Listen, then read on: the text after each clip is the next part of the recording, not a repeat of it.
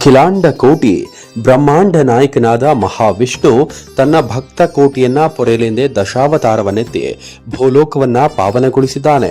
ಆ ಮಹಿಮಾನ್ವಿತನ ರೂಪವು ಅಮೋಘ.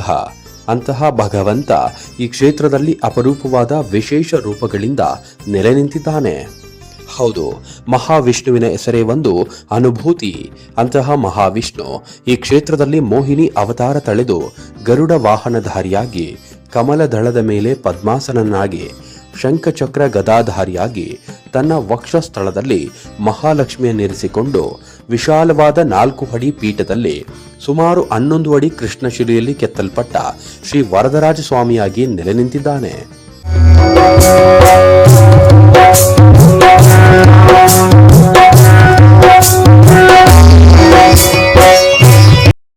ಮಹಾವಿಷ್ಣು ವರದರಾಜನಾಗಿ ಕಾಣಸಿಗುವುದೇ ಅಪರೂಪ. ಅದರಲ್ಲೂ ಮೋಹಿನಿ ಅವತಾರನಾಗಿ ನಿಂತಿದ್ದು ಕಾಲುಂಗುರ, ಕಾಲುಗೆಜ್ಜೆ, ಭರತನಾಟ್ಯ ಶೈಲಿಯ ಕಾಸೆಯ ಉಡುಗೆ ತೊಟ್ಟು ನಿಂತಿರುವ ಈ ಮೂರ್ತಿಯ ಬಗ್ಗೆ ಹಿಂದಿನಿಂದಲೂ ಹೇಳುತ್ತಾ ಬಂದಿರುವ ಹಾಗೆ, ಚನ್ನಕೇಶವನನ್ನ ಮುಂದೆ ನೋಡು, ವರದರಾಜನನ್ನು ಹಿಂದೆ ನೋಡು ಎಂಬ ಮಾತಿದೆ. ಅದರಂತೆ ಹಿಂಬದಿಯ ಕಲಾಕುಸುರಿಯ ಆ ಭವ್ಯ ನೋಟ ಸಾಕ್ಷಾತ್ ಭಗವಂತನ ದರ್ಶನ ಮಾಡಿದಷ್ಟೇ ಸಂತೃಪ್ತಿ ಸಿಗುವಂತಿದೆ. ವಿಗ್ರಹದ ಹಿಂದೆ ಕಿರೀಟದಿಂದ ತುರುಬು ಕಟ್ಟಿ ಬಿಡಲಾಗಿದ್ದು, ಬೆನ್ನಿನಲ್ಲಿ ಜನಿವಾರ, ಭರತನಾಟ್ಯ ಶೈಲಿಯ ಕಾಸೆ, ಕಾಲ್ಗೆಜ್ಜೆ. ಇದು ಅಮೂಲಾಗ್ರವಾದ ಕಲಾ ಸೌಂದರ್ಯದ ರಾಶಿ ಹಾಕಿ ಹೋದ ಮಹಾನ್ ಚೇತನ ನಮ್ಮ ಹೊಯ್ಸಳ ಶಿಲ್ಪಿಗಳು ಎನ್ನುತ್ತಾರೆ ಇಲ್ಲಿನ ಅರ್ಚಕರು.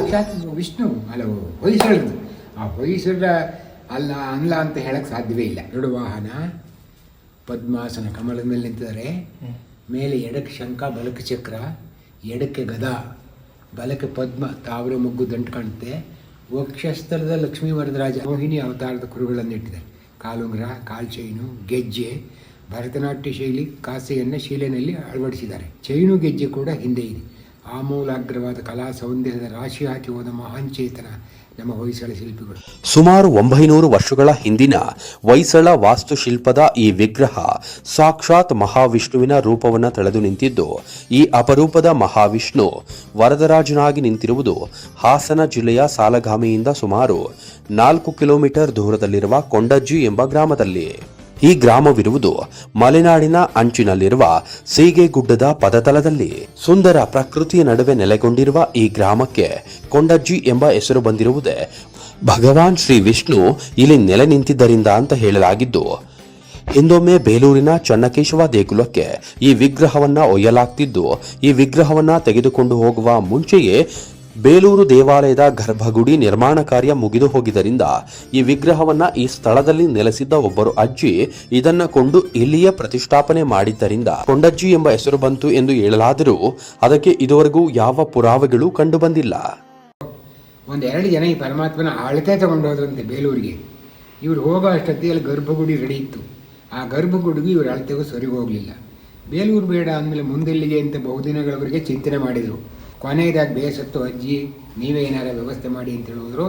ಆ ಅಜ್ಜಿ ಇದನ್ನು ಪ್ರತಿಷ್ಠಾಪನೆಯಿಂದ ನಮ್ಮ ಊರಿಗೆ ಕೊಂಡಜ್ಜಿಯನ್ನು ಹೆಸರು ಬಂತು ಅಂತ ಹೇಳ್ತಾರೆ ಬಾಯಿಂದ ಬಾಯಿಗೆ. ಇದಕ್ಕೆ ಆಧಾರ ಮತ್ತು ಸಾಕ್ಷಿ ಯಾವುದೂ ಇಲ್ಲ. ನೋಡಿ, ಈ ಪರಮಾತ್ಮನಿಗೆ ಇದು ಯಾವ ಗರ್ಭಗುಡಿ. ಇಲ್ಲಿ ಇನ್ನೊಂದು ಶಾಸನ ಇತ್ತು, ಆದರೆ ಅದು ಈ ಪಕ್ಕದಲ್ಲಿ ಕಡದ್ರವಳ್ಳಿ ಅಂತ ಇದೆ. ಆ ಕಡದ್ರವಳ್ಳಿಯ ಹಣ್ಣೇಗೌಡ ಅನ್ನೋ ಪಾಳೆಗಾರನ ಹೆಂಡತಿ ಪಕ್ಕದ ವೀರಾಪುರ ಅಂತ ಇದೆ. ಆ ವೀರಾಪುರ ಗ್ರಾಮವನ್ನು ಒಂದು ಹೊತ್ತಿನ ನೈವೇದ್ಯಕ್ಕೆ ಈ ದೇವರಿಗೆ ದತ್ತಿ ಕೊಟ್ಟಿದ್ಲು. ಅದನ್ನು ಈಗ ಮಾನಸ ಗಂಗೋತ್ರಿ ಒಬ್ಬರು ಕೃಷ್ಣಮೂರ್ತಿ ಅಂತೇಳಿ ಅವರು ಶೃಂಗೇರಿಯವರು ಈ ಶಾಸನಗಳನ್ನ ಹುಡುಕೊಂಬಂದರು. ಇಲ್ಲಿ ಸೇದಬಾವಿ ಇತ್ತು. ಅವರು ನಾನು ನೀರು ಸೇದಿ ಅದನ್ನೆಲ್ಲ ತೊಳೆದು ಅವರು ಕರಡು ರೊಟ್ಟು ಎಲ್ಲ ತಂದರು, ರೊಟ್ಟೆಲ್ಲ ಇಂಕು ಎಲ್ಲ ತಂದು ಅವರು ಆಳಿದರು. ನಮಗೆ ಬರೀ ಕೊಂಡಜ್ಜಿ ಅಣ್ಣೇಗೌಡ ಅನ್ನೋದೇ ಕಾಣೋದು. ಇನ್ನು ಮಹಾವಿಷ್ಣು ಅಭಯ ಅಸ್ತನಾಗಿ ಭಕ್ತರ ಕಷ್ಟ ಕೋಟಲೆಗಳನ್ನ ನಿವಾರಿಸುತ್ತಾ ಇಲ್ಲಿ ನೆಲೆ ನಿಂತಿದ್ದು, ಯಾವ ಹರಕೆಗಳನ್ನು ನೀಡದೆ ಹೋದರೂ ಆತ್ಮಶುದ್ಧಿಯಿಂದ ಭಗವಂತನನ್ನ ಸ್ಮರಿಸಿದರೆ ಅದ್ಯಾವ ಕಷ್ಟಗಳು ಕೂಡ ಕಲ್ಲಿನಂತೆ ಕರಗಿ ಹೋಗುತ್ತದಂತೆ. ಅದರಲ್ಲೂ ಮಕ್ಕಳಾಗಿಲ್ಲ ಎಂದು ಭಗವಂತನಲ್ಲಿ ಮೊರೆಯಿಟ್ಟರೆ ಭಗವಂತನ ಅನುಗ್ರಹದಿಂದ ಸಂತಾನ ಫಲ ಲಭಿಸುತ್ತದೆ ಎಂದು ಹೇಳಲಾಗಿದೆ. ಒಳ್ಳೆಯದಾಗಿದೆ ಅನೇಕರಿಗೆ. ಅವರಿಗೆ ಒಂದು ಮಗು ಯಾವುದು 13 ವರ್ಷದ ಮಕ್ಕಳಿಲ್ಲ. ಪ್ರದಕ್ಷಿಣ ನಮ್ಮೂರದೇ, ಅವರಲ್ಲಿ ಬಿಡಡೆ ಗಂಡ ಅಲ್ಲಿದ್ದ. ಆ ಹುಡುಗಿಗೆ ನೋಡಿ ಬಿಕ್ಕಿಬಿಟ್ಲು. ಆತ್ಮವಂತಿಕೆಯಿಂದ ಅಳಲು ದುಃಖ ಒತ್ತಿ ಬಂದುಬಿಡ್ತು. ಅದನ್ನು ತಡೆ ನನಗೂ ಯಾಕಪ್ಪ ಹಿಂಗನ್ನುತ್ತೆ ಅಂತ ಕರಳು ಚುರುಕಂತು.